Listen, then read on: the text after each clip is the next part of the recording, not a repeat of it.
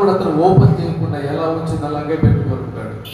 సరే, మొత్తానికి మరలా అవన్నీ చక్కగా వేసేసి ఆ పెట్టి వేసేసి గమ్ముగా కూర్చుంటాడు. ఈ లోపల పాల్ హైడెన్ వస్తాడు. వచ్చిన తర్వాత పాల్ హైడెన్తో ఈ వ్యక్తి ఒక మాట అంటాడు, స్నేహితుడా, నీకు తెలియకుండా నేను ఒక చిన్న నీ బాక్స్ విప్పి చూశాను, ఏమనుకోవద్దు, దయచేసి క్షమించు అని అంటాడు. అయితే ఏం పర్వాలేదులే అని అన్నప్పుడు నాకు తెలియని ఒక చిన్న సందేహం మొదలైంది.